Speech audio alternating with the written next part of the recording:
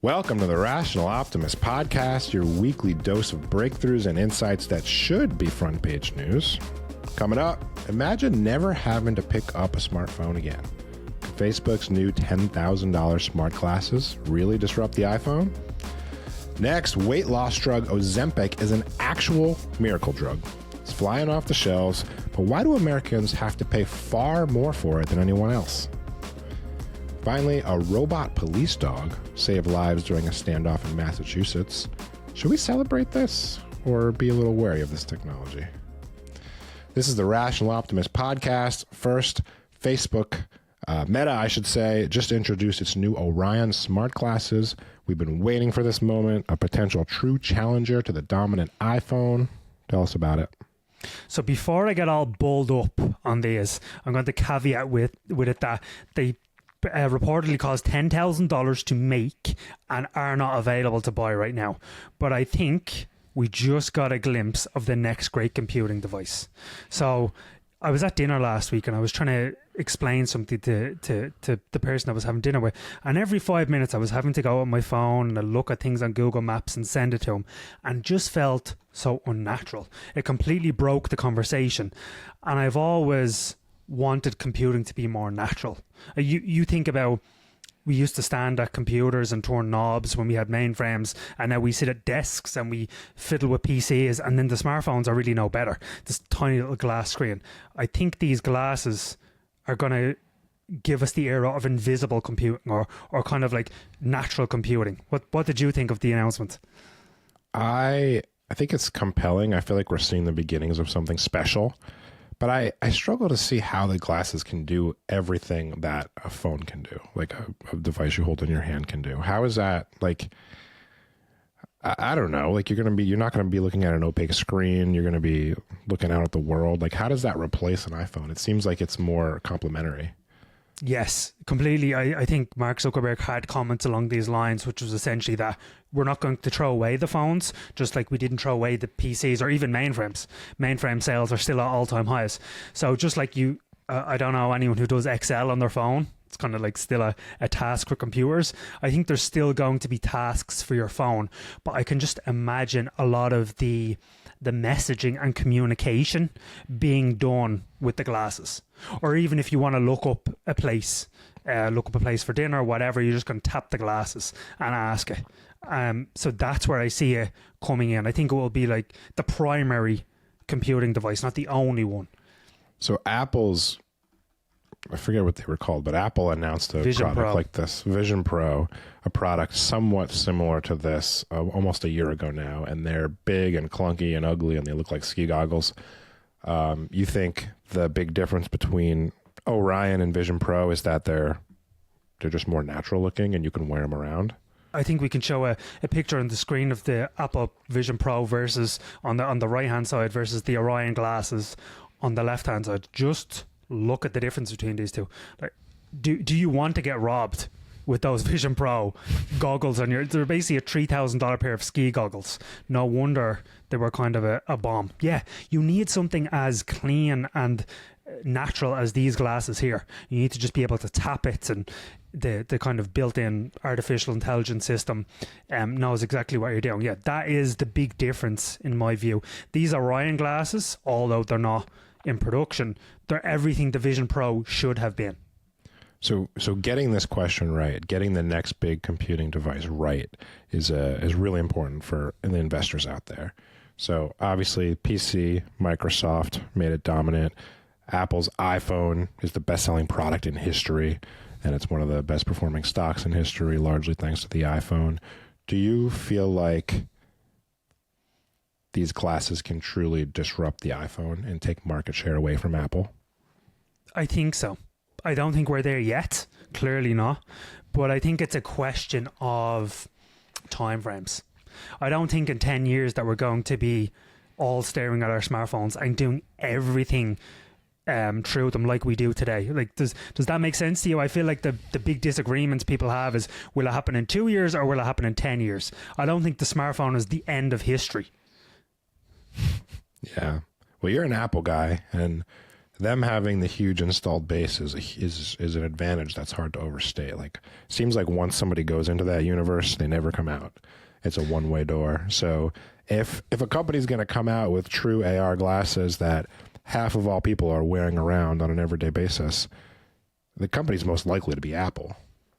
It's true. And I mean, Apple is a manufacturing prowess. Like, you just look at their homework. Like, if you kind of look at what the two companies have achieved in their lives, you'd say Apple clearly has the lead here. I think Apple's lost its way. I mean, iPhone sales peaked 7 or so years ago, and they've just been eking out ever more revenue, really through raising the price of the iPhone and, of course, services. But I feel like Facebook is really onto something here. I really do. Zuckerberg, I mean, this is not out of nowhere. Zuckerberg has spent over $50 billion and made several acquisitions over the past 5 or 6 years that essentially all geared towards this moment. And the other thing that I'd say to you is, it's like the innovator's dilemma, right? Apple is in such an advantageous position, owning the main computing device and collecting a 30% rent on anything that's sold through the App Store.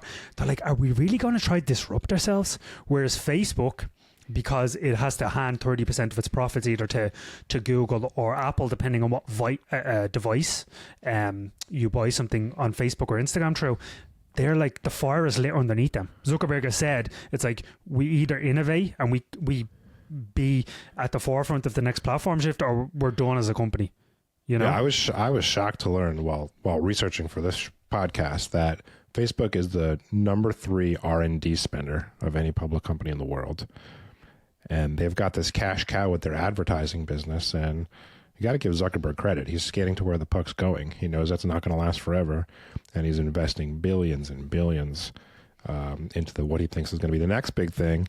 And people mocked him for putting, $20 billion into metaverse research a couple of years ago. And of course, it doesn't all pan out, but we're getting a glimpse of how it might pan out. Exactly. I like that they're having a go. I mean, I guess you could say Apple was having a go as well with the Vision Pro, but just, I mean, again, look at that ski. They just look ridiculous. I mean, there was no way I was ever buying those things. I guess the question for you is, do you buy Meta stock? Buy Meta short Apple. What do you think? Buy Meta short Apple. Yeah, I think I like that. Little market neutral hedge. The other thing I think about with this is, so there's all sorts of little problems to think through, like how will you translate what happens on an iPhone to glasses? And I think back to 2014, 2015, maybe a little earlier than that, where it was a huge question. So Facebook had this huge user base, but there was this huge question about how they were going to monetize it, because people didn't believe they could make ads work on tiny little phone screens, which is laughable now. It's a hugely profitable business now. So just like they figured that out, I think we'll figure out all the little problems that come along with a new computing device. 100%. I think it's a question of time frames. Do we do it in 2 years or do we do it in 10 years? My guess is that it's probably somewhere 5 years ish. But I mean, we're 17 years into the iPhone era, and if you look at the newly released iPhone versus the one that was released 3 years ago, it's just the innovation is completely dead. We need something new, and I credit Facebook for having a go. Meta. All right, then. Next topic. So the CEO of Novo Nordisk, which is the maker of the hit weight loss drugs Ozempic and Wegovy, testified before U.S. Congress last week in a hearing titled "Why is Novo Nordisk charging Americans with diabetes and obesity outrageously high prices for Ozempic?" And some context around this one: the sticker price of a month's supply, it's around $900 in America and only $93 in the UK. So what do you make of this one? 10 times. That's a pretty big gap. All right, look, before we criticize the U.S. insurance industry, which deserves it, let's give thanks. Let's give thanks for semaglutide, which is, people used to say, if I could only take a pill and lose weight. Like, it was like up there with when pigs Magic. fly, something that was just never going to happen. And we have it now. So I think we should just give thanks that this miracle drug is available. I'm sure there's side effects. There's no free lunches. We'll figure all that out, but it's absolutely making a lot of people's lives a lot better. Now the cost. Let's put this cost table on the screen.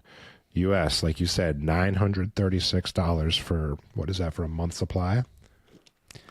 Before you move on, if you were seriously overweight, would you pay it? And you had the ability to pay? Yeah, of course. 100%. So $936.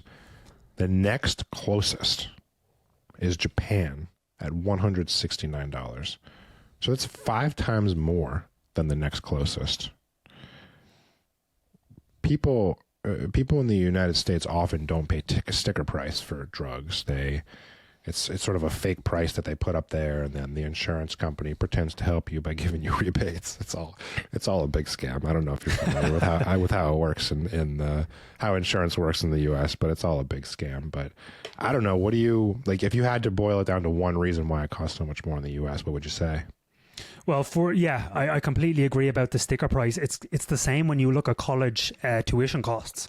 You have the sticker price, but then there's so many kids that get subsidies or scholarships that I remember seeing a stat. It was like less than 20% of people pay the sticker price. It's like of kids. So there's that, and then the other one is that you have insurance companies in other countries, in European countries, negotiate with the drug makers to kind of give them we buy tons and you give us a discount. That's not the way it happens with these drugs in America.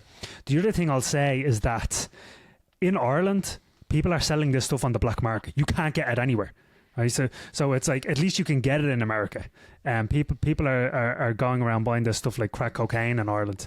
I think just to go back for a minute, the context of how these drugs came about is amazing. So it was back in the 1990s.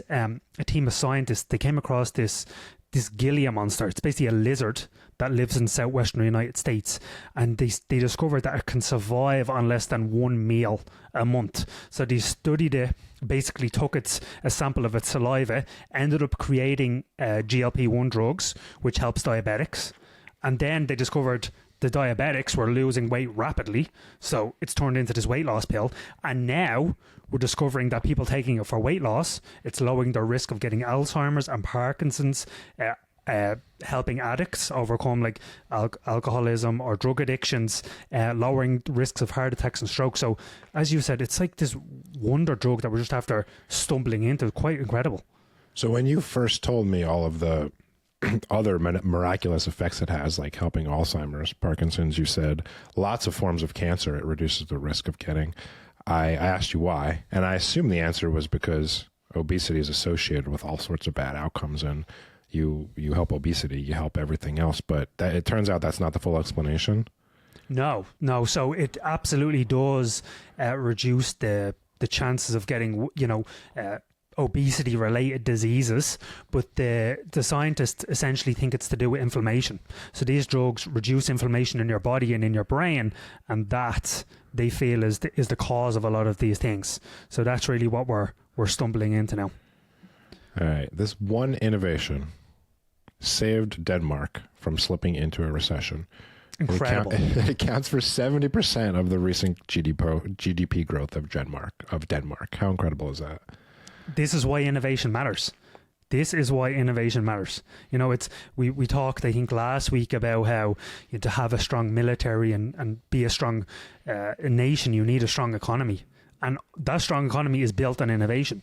The reason why America has, really gotten so far ahead of other developed nations is because it has the most innovative companies on the planet that create tens of billions, trillions of dollars of wealth for Americans and great paying jobs and all these things. And this is such a great example because you have Denmark, a small country that isn't that innovative, and it just has this one superstar, and it's like, oh my God, this is what innovation can do for us.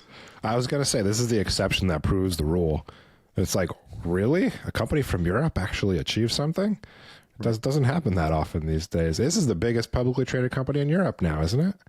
Biggest. I think it recently leapfrogged Louis Vuitton and ASML, which makes semiconductor machines. But yeah, just goes to show you. I mean, the interesting thing is that the American companies like Eli Lilly are now coming out with their own drugs. So it'll be interesting to see how long this kind of boom lasts, or the kind of Novo's ability to make a lot of money from these things, because usually 10 years or 15 years after the patents run out, the generics come online and then the drugs go down by 80%. I wonder how long until these can be made into pills, because my understanding now is you have to take them in the form of a shot, which is a pretty big barrier to entry. Imagine if you could just take a pill and not be hungry. It's amazing. It's like the reverse. I know you previously told me you didn't watch Willy Wonka, but it's basically the reverse of Willy Wonka, where you can take the pill and it's like the pill is your dinner. It's like the reverse of that now, the pill that helps you lose weight. But yeah, just just back to the money, or why these things cost so much money. It's because Novo plowed billions of dollars into this stuff. I mean, we know it takes over $2 billion to get a drug approved, and up to 10 years to do so. So rightfully so, they should be making tons of money. Yeah, but why do they have to only make it off of Americans? the most obese people, I guess. But yeah, back to the sticker price. Back to the sticker price. Yeah, we definitely have the most demand here. There you go. All right. This guy is definitely not a rational optimist. Ashish Joshi, a degrowth advocate, wrote a viral Twitter thread suggesting we should give up washing machines and wash our clothes by hand. You first. Oh man, I'm about to get fired up about this one. So just a little context on degrowth. It's basically an idea that argues we should produce less, we should consume less, we should work less. Let's get back, we're ruining the environment with all this economic growth. Let's have less of it. Let's go back to pre-industrial times, when 2 out of 5, every 5 kids didn't make it past their 5th birthday. What a silly, silly idea. Put this picture on the screen of the women washing clothes through ice in the winter. I'm not sure what country. I'm not sure what country it's in. But this is what washing your own clothes looks like. Women used to have to spend. People, but mostly women did it. Used to have to spend an entire day a week washing their clothes, and it's backbreaking work. If you ever try to carry a basket full of soaked clothes, it's really heavy. If you love your wives and daughters, you love washing machines. Washing machines have literally brought them out of having to spend days washing clothes. It's crazy. Robert Caro, who great author, wrote a multi-series biographies on Lyndon B. Johnson, former US president. He had a great passage in one of his books. Let me just read a passage from it, and it was about this, the suffering that you used to have to go through to washing clothes. So I quote, a woman would put her clothes into the first wash tub and wash them by bending over the washboard. Back in those days, they couldn't afford store-bought soap, so they would use soap made of lye. Do you know what it's like to use lye soap all day? They'd ask me. Well, that soap would strip the skin off your hands like it was a glove. This guy, who I'm going to guarantee he's not washing his own clothes, has no idea what it used to be like. It's the good old days, man. Come on. That's what, maybe my biggest problem with the idea of we're good enough now. Everything is good. Let's just stop producing, stop consuming. Why did you pick this year? Would you have said that in 1800, when again 2 out of every 5 kids didn't make it past the 5th birthday, and millions of women died during childbirth, and all the other bad things? I just don't get it. Why now? Imagine what we could achieve with another 50 years of innovation. Yeah, a lot of viewers probably think we're getting worked up over nothing here, and to be fair, this is the perfect rage bait for me and you. It almost sounds like artificial intelligence made us the perfect story to get angry about. But degrowth is real. There are degrees in degrowth from some universities. It is an idea that is unfortunately taken seriously by a lot of people, and there are countries like England who have largely embraced it, although maybe they don't use the word. They have reduced how much energy they produce, which makes it more expensive, and they won't allow building, and it's completely crimped their economy. Yeah, our friends over at Work in Progress, Ben Southwood, Samuel Hughes and Samuel Bowman, they did an excellent recent piece on the UK, and they called it out for these ideas. And I think that's why we're really talking about this. You know, we just talked about the amazing story of Denmark and how Ozempic is boosting its economy. Well, this is the flip side. This is what happens when you embrace stagnation and ideas of degrowth. Your population gets poorer, you have less opportunities for everyone, and just makes everyone worse off. So I think that's why we get fired up about these things. You know what I mean? It's not some academic idea that we debate. It has real world consequences. Yeah. You said it. All right. So I was listening to the Dwarkesh Patel podcast. He had Daniel Yergin on, who authored a book called The Prize, The Epic Quest for Oil, Money and Power. Excellent podcast. And they basically talk through the history of oil and the history of the 20th century. 3 things really stood out for me, and I kind of want to get your take on them. People think oil is bad for the planet. You could say, sure, but don't forget it saved the whales, because that's the only way we could turn on the lights before that. America, we're going to get into fracking in a moment, Dan, but fracking basically helped America become energy independent, and that's just a huge change in the world. And then remember when people used to say that America only invaded Afghanistan and Iraq for the oil? Now we produce more oil than any other country in the world, so you could maybe say fracking solved war. I don't know. If it was up to me, we would talk about fracking on every single episode of the Rational Optimist Podcast. It changed the course of history. It really did. It made the U.S. an energy superpower, which if you rewind 20 years, maybe even 10 years, that sounded unfathomable. We relied on Middle East oil. Every time the price of oil spiked, it led to a recession or close to a recession. And we basically solved all of that by becoming our own energy superpower. And I want to just scream this from the rooftops. I feel like it should lead the news every night. Right. Just back to the point you made about recessions. We know those indicators that every time oil spiked, a certain amount, the US dipped into recession. Do you think that's now like null and void? Because you would think that if oil prices spike, we're just going to turn on the spigots in America. At least for a while, yeah. And it's not it's not just that we can turn on the spigots, it's that we're diversifying more and more away from oil. We've got natural gas now, solar is becoming competitive, and hopefully nuclear is going to make a quick comeback. So the importance of oil to us, even though we're an oil superpower, will hopefully keep declining. I think your home state of Pennsylvania is, I know everyone fracking is synonymous with Texas, but I think Pennsylvania is the largest producing state, right? It is, yeah. I remember, so I was in high school from 2000 to 2004, and there was debate going on at the time, maybe a little after that, about if it was safe, should we allow it, does it light the tap water on fire?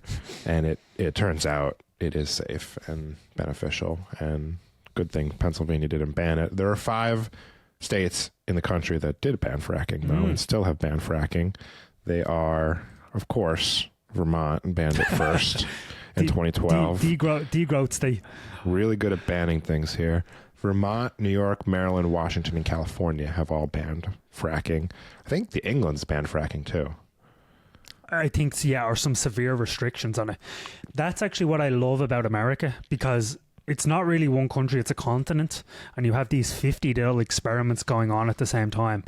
And I feel like the more we get into states making bad decisions and others making good decisions, you're going to see just populations leave and go to the states with good decisions. Like New York, you mentioned banned fracking. They also turned off a nuclear power plant, and of course what happens? The carbon emissions go up, and everyone at the time said, oh, we're going to solve pollution by doing this, and nuclear is dangerous. Yeah, we got a note back on our recent Rational Optimist diary, somebody complaining about us celebrating the fact that America is an oil superpower. He's like, really? I'm supposed to consider this good news? Like, oil's bad for the environment. And we need energy. And I'd rather produce it in America, where we produce it as cleanly as possible, as opposed to China, which has 10 times our carbon emissions anyway. Do you know what? I can see where the subscriber is coming from, because I was thinking, it's like nuanced. It's right. Not a lot of people know, like, we need energy for this. And I feel like we could probably write a 10,000 word thesis on why that is. So I can see where he's coming from. I could see where he's coming from too. Lastly, I want to say it turned America into energy superpower, and it only would have been possible in America. So there's a little quirk in US property law which essentially allows landowners, so you buy a piece of land, you hold the rights to the minerals under that land. And that's not the case in most other countries in the world. So just go America. That's all I have to say. All right. A robot was an unlikely hero in a police standoff in Massachusetts. Excuse me. A man barricaded himself in a house, so police sent in a robot dog with a camera. The man shot the dog with a rifle, but police were able to get the guy without any humans or real dogs getting hurt, thanks to the intel the dog provided. Good news to save people and dogs' lives, for sure. A little concerning when you think about police having super robot dogs, right? Yeah, I think this is I had the exact same reaction, and after thinking about it for a few minutes, I was like, this is happening whether we like it or not, so I'm probably just going to live with it. What do you think? I mean, I guess so. It doesn't really matter what we think, right? It's coming. I worry about the balance between like law enforcement and the government and the average person, like just tilting so far in one direction because of technology. Like, I don't know, maybe in 10 years, the average household will have an EMP gun in their house to fight a robot dog that attacks their house. I don't know. Right. What do you think this technology will fall into the hands of people that aren't the police? Like, could you imagine criminals getting robot dogs? I guess so. I would worry much more about like what a communist Chinese government would do with it, though. Right. Don't know if you saw, there was a video of, I think it was 8,000 drones in a lightning show somewhere in China, and they were all synchronized and they were creating happy faces and moons and all these amazing spheres and sculptures in the night sky. And I was thinking, you have 8,000 drones, like just not even with bombs on them, just race towards you. That's a hell of a disruption to warfare. Yeah, that's scary, and that's most of the smartest military minds think that's the next big, like weapon of mass destruction. Essentially, like it makes nuclear bombs almost obsolete because swarms of drones can overwhelm conventional defenses that just were not designed to deal with that kind of thing. Yeah, you're seeing it in Ukraine right now. You put two $400 drones together and with a bit of TNT, and they're blowing up a $10 million tank. Maybe to make it a bit more positive, I showed my kids a video of the Figure AI household robot this morning. You know, that one where he's standing in front of it and it's picking up the dishes and it hands him an apple. And I showed them the whole video and they were a little freaked out. But then I said, would you get one? And they were like, yes. So I was like, oh, okay. Over under on humanoid robots around the house in 5 years. 5 years? I don't think there's any chance of that. Maybe 20 years. Maybe 20 years. I'm going to take the under on that, definitely. I mean, first of all, the technology isn't there, but then I was thinking, if you were actually designing a robot from the ground up, would you design it like a human? You design it differently. You do something differently, right? Yeah. You ever see a Roomba work? Yeah, amazing. Yeah. In one hand, it's amazing. Maybe they're better. I haven't tried it in a couple of years, but they used to get stuck in like little corners, and it was often more trouble than it was worth to deal with it than to just vacuum your house yourself. I think about how much more complex a humanoid robot would be, and just multiply those problems by 1,000. Yeah, it's I'm going to take the under on it, definitely. I think robots in factories, big deal. Tesla's a huge winner here, but around the house doing your laundry and stuff, I don't know. Oh, you're taking the under as in it's not going to happen in 5 years. Yeah. I agree with you. I think we mixed our terms up there. Oh, okay. The odds, we need to get the European and American odds, we need to amalgamate them. Yeah. All right, let's end with a dose of optimism. I'm going to do the dose of optimism this week because I have a good one. So my son's school here in Vermont, at the beginning of the school year, announced no phones for any grades, no phones allowed in school, period, no exceptions.